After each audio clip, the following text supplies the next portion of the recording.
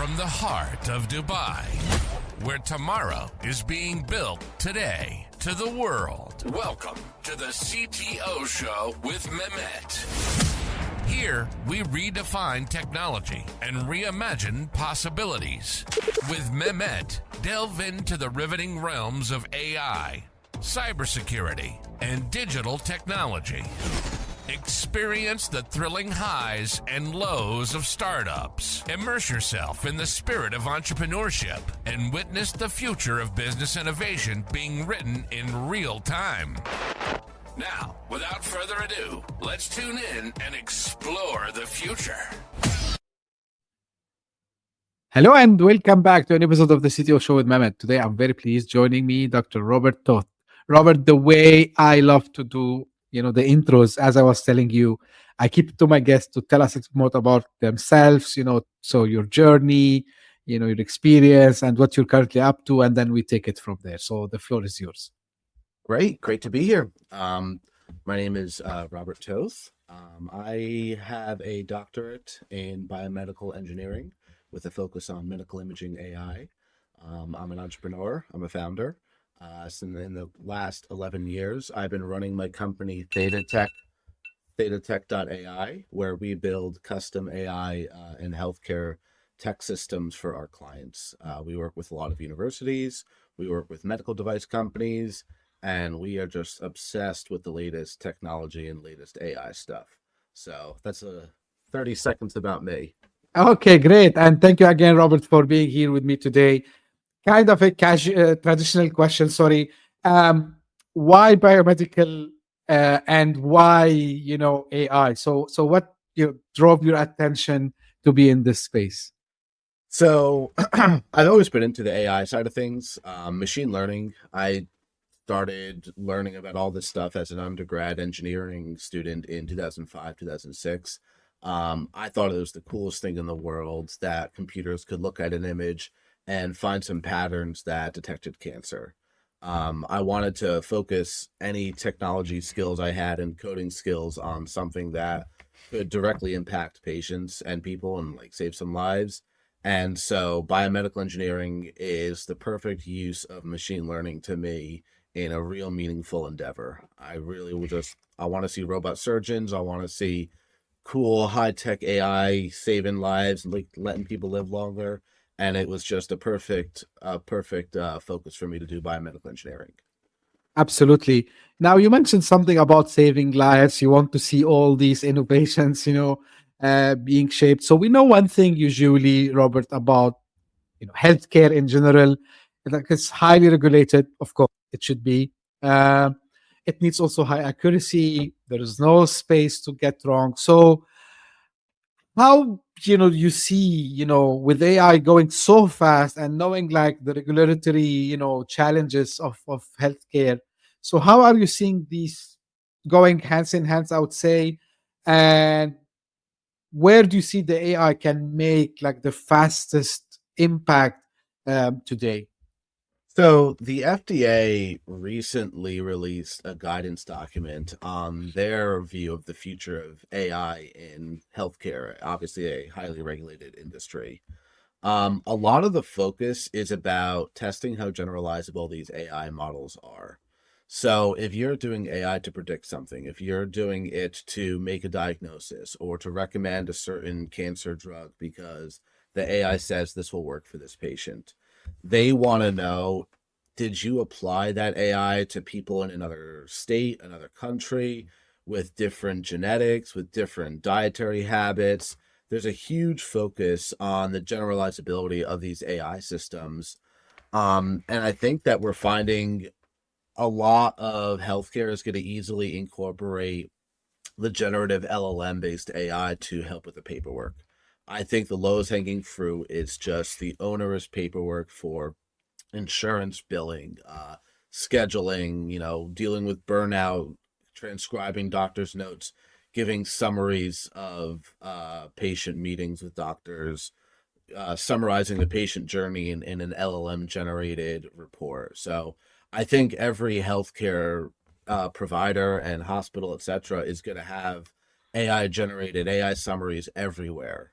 So the regulatory people are going to have to say, hey, if the AI report doesn't include some information, the doctor is still liable, and the doctor has to double check what the AI says. So I think the regulations are, one, going to focus on how generalizable this AI is, but secondly, who's accountable and who's double checking the AI's work. I think that's going to be one of the most important considerations.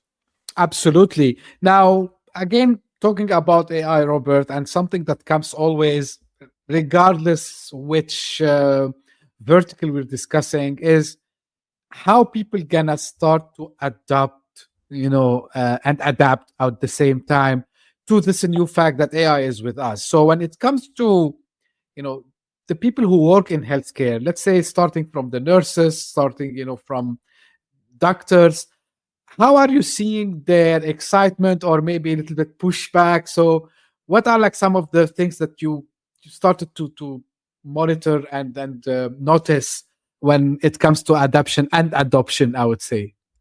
I think the adoption is tricky when the doctors don't want to be replaced, the nurses don't want to be replaced. Everyone's very scared of being replaced. I think it's inevitable that the large companies like Epic, for instance, who makes the EHR reporting software, is just going to start seeping in AI summaries of things and AI generated content. I think nurses and doctors aren't using AI tools to double check themselves right now. They're not going to ChatGPT. They're not going to Perplexity. They're not double checking, hey, did I get this diagnosis right? Or are there other considerations? So I think there's a little bit of subtle pushback of, I'm not going to use this. I'm going to rely on my knowledge. But I think the adaptation has to be, hey, read over the AI summary of the Zoom meeting. Read over the AI summary of my transcript with the patient. See if it did a good job. And I think just getting used to those, like AI generated diagnosis, AI generated summary, AI generated whatever. I think the people who are getting used to it and embracing it are going to be the ones who stay on the cusp of it. And the ones who are too scared it's going to replace them, they're kind of digging their own grave in a lot of ways if they're not embracing it. So this is the same applies to any other field, I would say, right? So always Oh we yeah. say like, yeah, you need to teach yourself how to use these AI tools. Otherwise, you might lose your job to someone who knows how to use these tools. It's not about replacement. And I like this fact, Robert. Now, you mentioned something in the intros about your excitement of having robots in the operation rooms and all this stuff. How far are we from this? Like, Oh, we're pretty far. We're pretty far. The dexterity is not a solved problem yet. It's much easier to have an AI churn through digital EHR records than to have a robot that is able to automatically do surgery or something like that.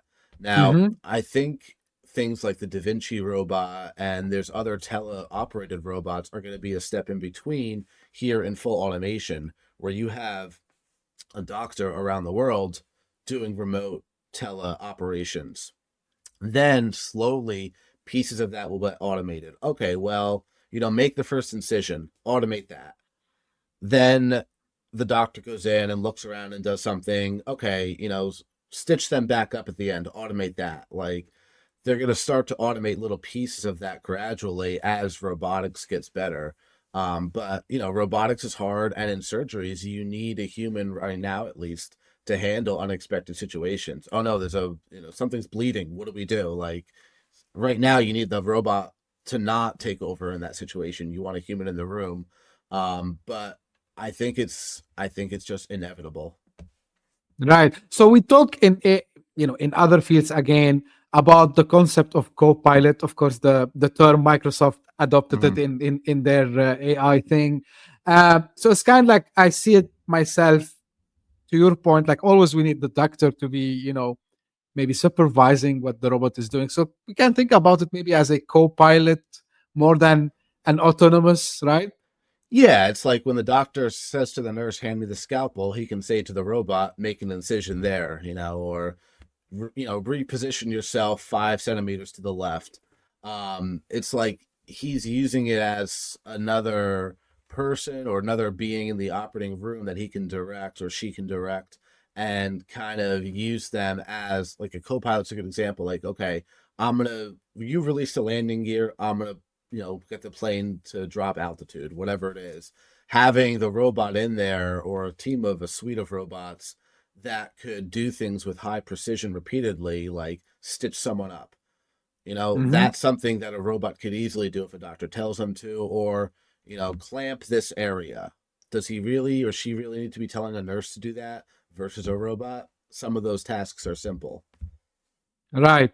Now, I know also for a fact while preparing for today's episode, like one of the main things you specialize, in is AI for medical imaging, right? Mhm. So, what are like some of the most exciting breakthroughs I would say you have seen recently, when it comes to reading maybe X-rays or like radiology results? And if you want to compare, you know, the way today's AI models, especially in this field, to maybe some of the primitive traditional approaches we used to use for diagnostics and, you know, kind of reading the results fast and telling the patient, okay, you might have this, you might have that. So where are we heading, and what are like some of the exciting things you can tell us?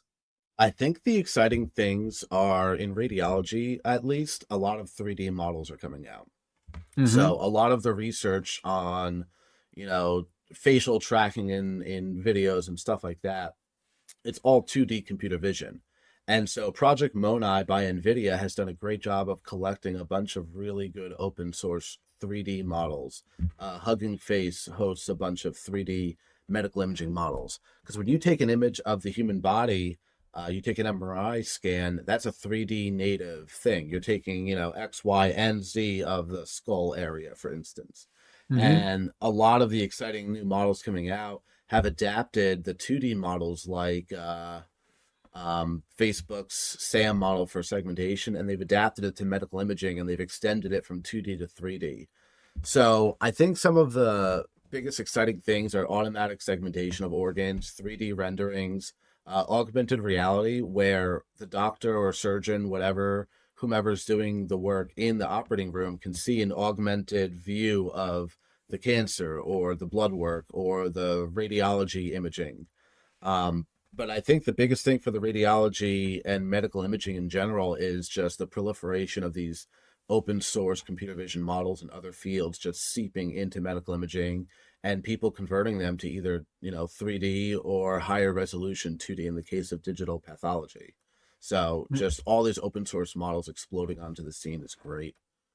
Absolutely, it's fantastic, and we really, really. I tell people it's not like because I come from a technology background, but really we are living in such exciting times, especially when it comes to things touching people directly and their health, of course. Now, regarding what you mentioned about the medical imaging and diagnostics and all this, how do you see that intersects with kind of I had just released a podcast episode about buildings and predictive maintenance. Of course, if we want to take it to the healthcare, like predictive medicine. So, is this something that you think that we can achieve with the current AI models that we have today? So maybe I don't know. You take maybe blood samples from me, you analyze my DNA and a couple of other things, and then you tell me, Mehmet, you know what? Like based on what we have seen is you need to take care of one, two, three, because if you don't do so, the pattern, the LLM, whatever tells us like you might have risk on having these diseases. So, and maybe there will be some ways to correct that also as well. Am I talking too much futuristic? Is this something which is realistically possible? Are there some progress in that field, Robert? I think so. I think you're not too futuristic. I think the predictive, personalized things.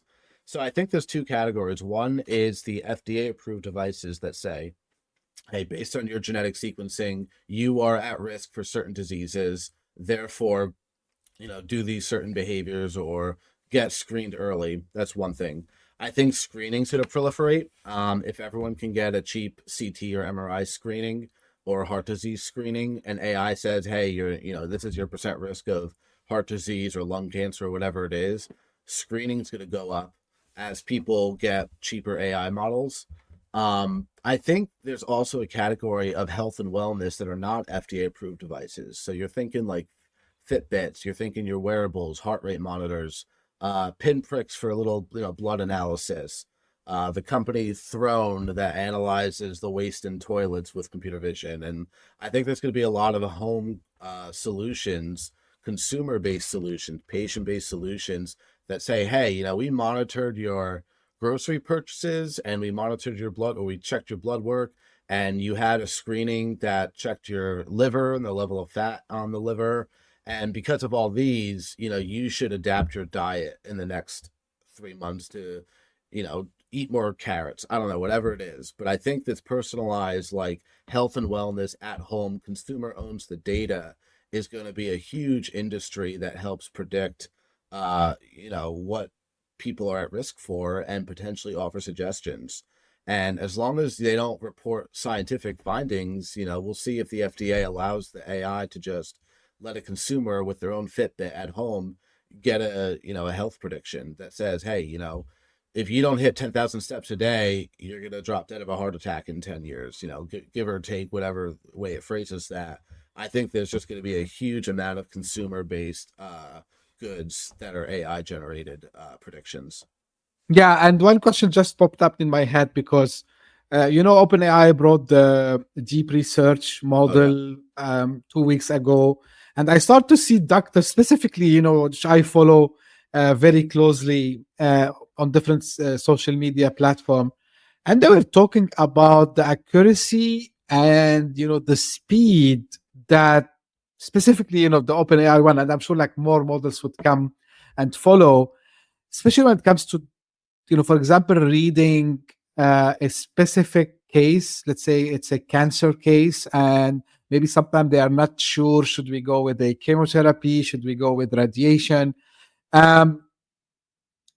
Where are we heading in that space, Robert, when it comes also to the research part? And you coming from an academic also background as well, you have a PhD in biomedical engineering. So can AI also helps us on the research part of that, which can translate later into practical aspects?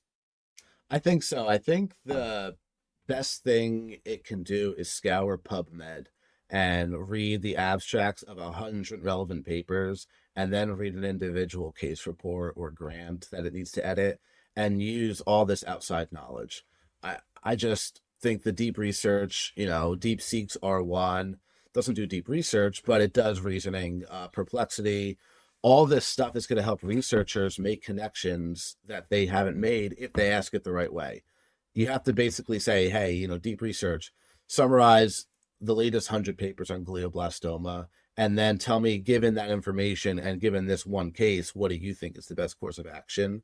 Or what do these 100 papers have in common? Is there some, biochemical we missed that was some obscure research paper that I didn't have time to read, or the professor's students didn't have time to read? And deep research would go out, find the needle in the haystack, little tidbits of information, and give you a report that the researcher didn't know. That doesn't mean the researcher is replaced. It means the researcher has another tool to learn a lot more, a lot quicker. Cool. Now, here's my other question to you. And again, I'm relying on your academic plus also practical background, Robert. So, and this is not only in healthcare, but in many situations, and because I talk to a lot of people in the healthcare industry, so what they used to tell me is sometimes you do something in theory, it works perfect, but when you go and do the clinical trials, it's completely different results. So are there like some best practices while doing this research to make sure that when we jump onto the clinic, it's gonna work the same way as we have found out during the research?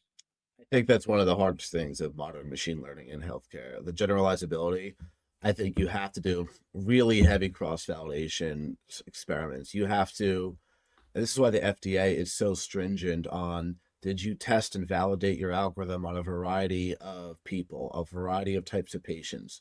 Were they all in the same small town that you ran your initial training set on? Maybe they have a certain thing in their water or their diet that made them different than people on the town over. So I think the whole thing is, how do we validate these AIs on larger and larger cohorts? The fewer patients you evaluate them on, the less it's going to be generalizable. And actually leaving a set of patients out for validation that you never touch during the product development or predictive learning or anything, that's going to be super important to try to make it more generalizable. If it works for Americans, will it work for Canadians? Maybe there's something in the food there that's different, all that maple syrup, it can ruin things. But I think just testing the generalizability on larger cohorts so that when you do the clinical trial, it's hopefully not overtrained on the training data that you fed it. And that's why a lot of the good AI researchers in medicine use foundational models where you're starting the neural network with a set of neurons and weights that were trained on a huge corpus of data, like the whole internet. Or a foundational model for radiology, you might have seen a million different MRI scans from a variety of different diseases first, and then you fine tune that to your data set. This way, it's more likely that it's going to generalize if you started with a foundational model that, let's say, Microsoft releases. So Microsoft just released a foundational model recently that combines X-rays and surgical videos in one neural network. By using these foundational models, you're borrowing all the research and intelligence that a large company like Microsoft might have put into data gathering and neural network training. Or, like I said, for organ segmentation, you start with Facebook's SAM model, because that was trained on billions of photographs. Okay, and then you adapt it to medical imaging. You start with the foundational model, you then adapt it to kidney disease for this part of the country, and then you test it on another demographic set. So starting with as much foundational models that were trained on a wide variety and corpus of data is how do you mitigate the risk that it won't work well in practice.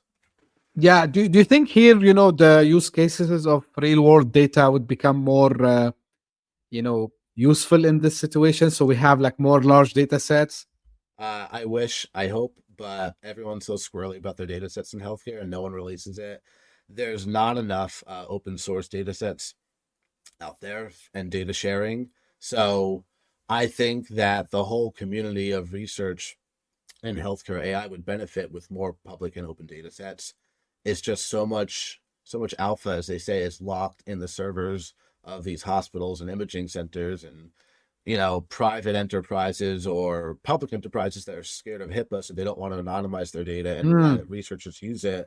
So all this data sitting there, not really being used to train until a big company like Microsoft comes in and says, hey, let us train with 1 million images that you have sitting on your servers. Yeah, probably, unless they find a way to anonymize the... Yes. And you can anonymize. The problem is anonymizing at scale. Most of these PACS systems and these EHR record systems, they let you anonymize one at a time, not millions at once. Absolutely. So you need to do that at scale. You're right. Yeah. Now, jumping to more towards us, the patients. Mm-hmm. Okay, hopefully everyone is healthy and we don't have to call them patients, but we have to go to doctor and we have to do checkups also as well. Now, my question is, how are you seeing also, let's say, the mass, all the people right out there are ready to accept also to be maybe diagnosed by AI, maybe getting a prescription which was also suggested by AI. Do you think us as humans are ready to take these, or it's gonna take some time until we accept that the fact the machines sometimes can do, I would not say better job, but maybe they can act faster than us humans, because the nature of the machine can do much more calculations, I don't know, like operations faster than us. So how we tackle this acceptability, I would say, of AI in healthcare?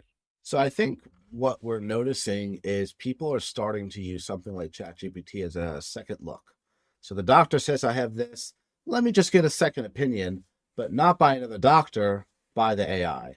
So I think the first foot in the door for AI that in people's individual lives is going to be a second opinion. Let me do my own research. Doctors hate when you come in with WebMD stuff printed out, right? They think that, hey, you can't replace a medical degree. but I think more and more people are going to start using AI as a second look. I think people who are hesitant to go to the doctor are going to use AI at home themselves.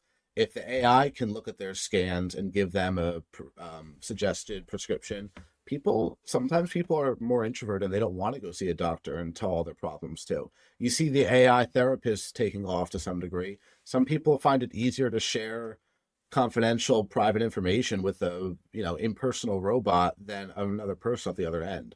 So I think there's going to be adoption there. I think there's going to be pushback when people are like, hey, I'm not going to blindly take this pill and AI recommended I take. I don't care if it board certified, it passed the MCAT, whatever. I'm not going to swallow this pill just because an AI 3D printed it for me and says it's going to work for me. I want a third opinion from a human. So I think just adding an AI suggestions into the workflow of how people deal with their health is going to happen gradually with second opinions. And then doctors are going to find that they're not doing a good job if they're not also using AI to second check themselves. I mean, no one can keep up with all the research coming out. Right. Now, still within the AI, and people might say why we're talking too much AI, because it is the current technology, of course. But there must be like other, I would say, technologies in health tech that you're seeing like great use cases is combining them.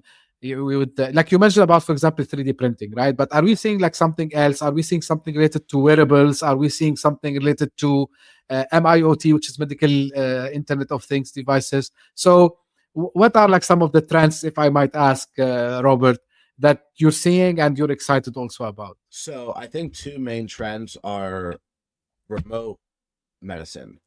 I think teleradiology, telepathology, telesurgery, like just a really good, strong connection where a doctor can, be on call across the country.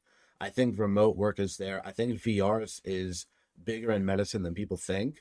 Imagine the surgeon puts a VR glasses on and simulates the whole surgery at once beforehand, or takes a little tour inside the person's body with VR before doing the surgery. I think VR will allow people to go into a digital waiting room in the metaverse, for instance, and then talk to a doctor in the VR world.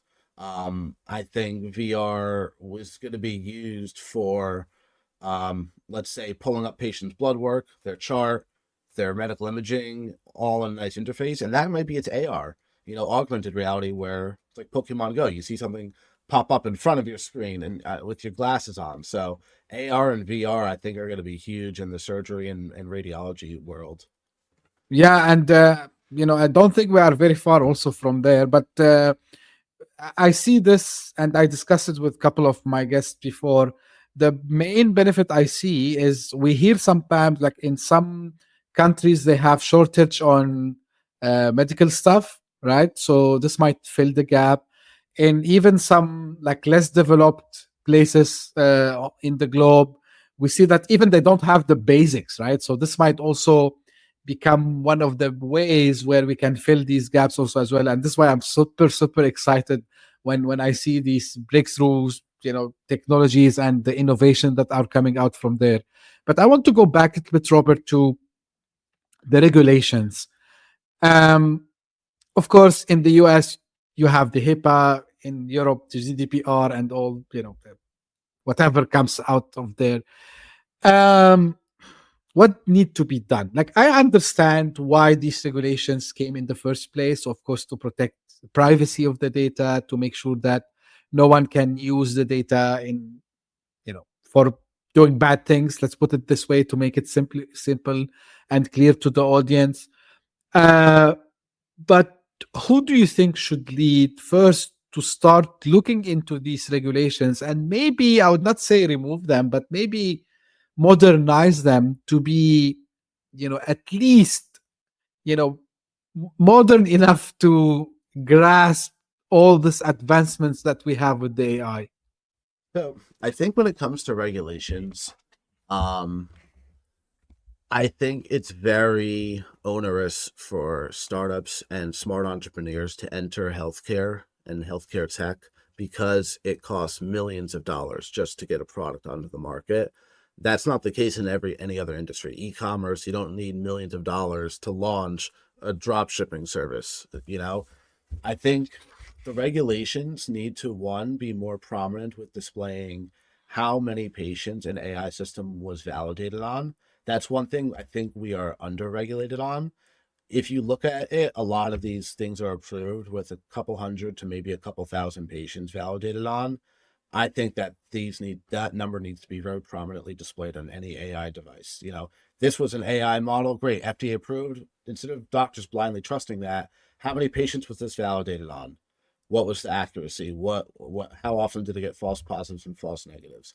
Now, I think we need to remove the onerous stranglehold of regulations on startups, entrepreneurs, because we're not innovating in medicine, because it's, unless you already have a way to raise money from professional investors like VCs, it's difficult to actually get an FDA approved medical device to go to market. And it's difficult if you don't already have a hospital you're working with. I think there needs to be pathways that is, right now it's either, hey, what I built is for research purposes only, I can't market it, I can't sell it, or FDA 510K PMA approved, I have a whole marketing budget. I spend $5 million on, dealing with regulations and clinical trials.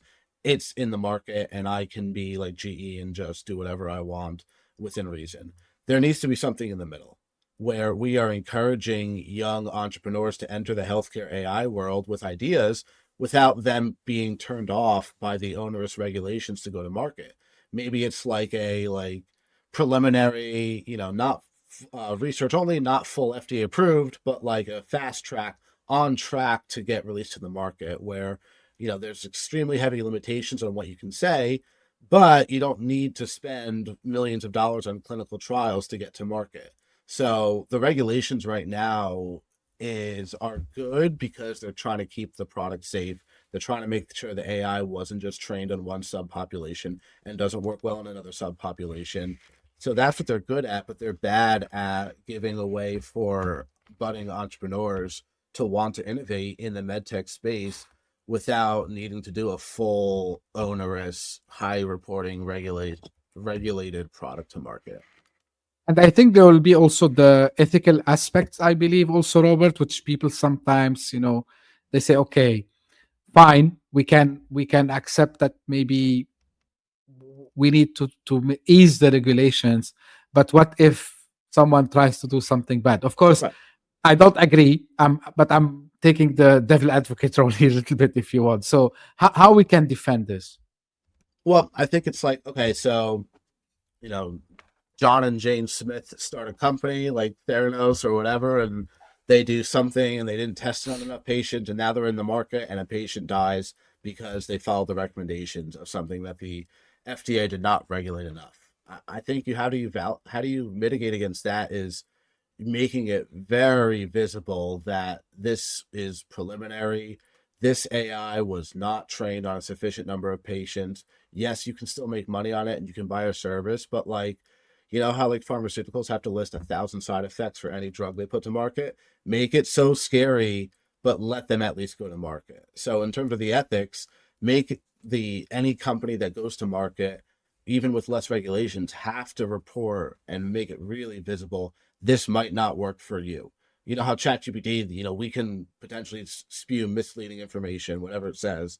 All these disclaimers. This is AI generated. Don't trust your life with this. Still let them go to market though, but stamp on 1,000 disclaimers of scare the patients away from using it. Right. That helps mitigate that.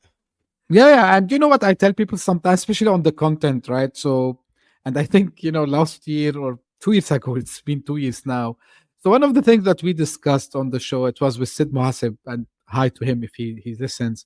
So when it comes to finding content or information, especially with healthcare, I've seen it a lot, and I used to do it, and I still do it, honestly, sometimes. Like if I have a pain, let's say I have a pain in my elbow, and I go to Google, the first result I start, and of course, sometimes we don't read this, and we know sometimes some websites, they would have their SEO in a way, so they put these keywords and they just put something nonsense, right? And the AI is not different, because the AI actually is generating a content based on the knowledge base that it has.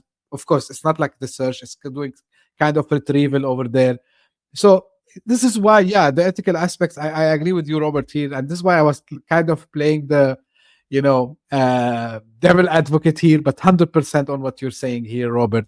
Now you mentioned entrepreneurs and startups, and part of what I do with the show is always asking my guests what we need to do to have like more founders and entrepreneurs in healthcare.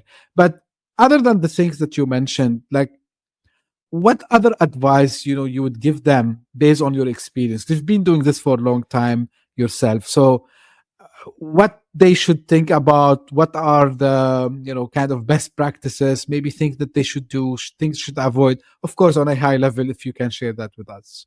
Yeah. So, I've been an entrepreneur in the healthcare AI space now for 11 years, and my company is Thetat Tech AI. If anyone wants to check it out, we are custom healthcare AI consulting.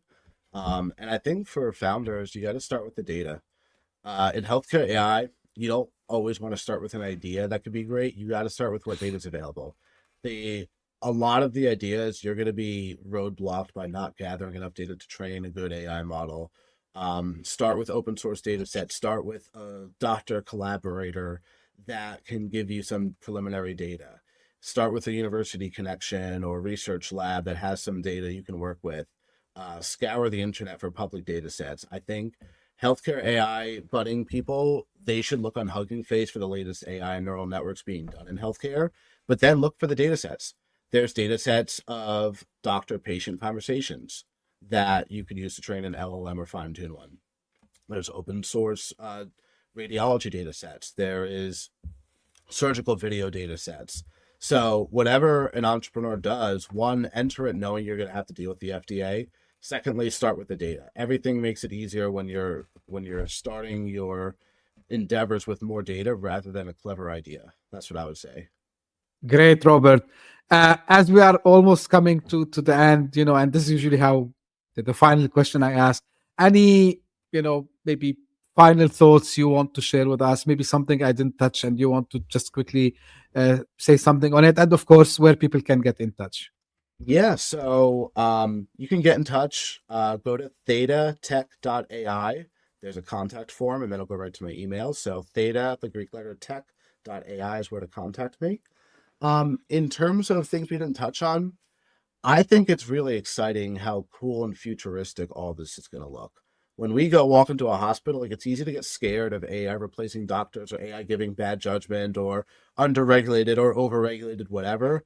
But you're going to walk into a hospital and it's going to be some cool Star Trek stuff there. It's going to diagnose you more accurately than a regular doctor, maybe not as accurately as a specialist. We're going to have custom personalized cancer treatments based on your DNA, your blood work, your Fitbit monitor, whatever it is. I think just the futuristic, cool stuff coming out of it, it's going to be really nice. And also, there's just going to be a huge shift to patients owning their own data. I think there's going to be a lot of budding entrepreneurs and startups that are going to let you not rely on keeping the data in the hospital's data centers, but you own all your data. You can easily have an AI locally with an open source AI analyze it. You can give it to another doctor easily. I think there's going to be a push for consumers to collect and own their all data. And you always see these VCs funding companies that say they're going to do that, but AI is going to let it actually happen. That's exciting times ahead. I can see this. I can feel it also as well. And to your point, I'm waiting to see the impact of AI. Of course, we started to see already. Don't get me wrong, but more impact, more lives saved, more healthy lives, I would say, in general, so people doesn't have to suffer because of the technology that we have in our hands. And and kudos to everyone, like including yourself, Robert, like whether it's on the research part, whether on doing practical and building AI models and helping organizations and healthcare institutions to reach that step. So all the thanks goes to you and everyone who tries to push the boundaries over there. Again, as I said, like this was a great, fantastic conversation with you today. For the audience, the link that Robert mentioned, you will find it in the show notes. So you don't need to search much. So you'll find it in the show notes if you're listening on your favorite podcasting app, or if you're watching on YouTube, you will find it in the description. And as I say always, this is for the audience. Thank you very much for all the support, all the comments. You did something great this year for us on the podcast. You managed to bring us up in the top 200 charts in multiple countries at the same time, which is the first since 2 years.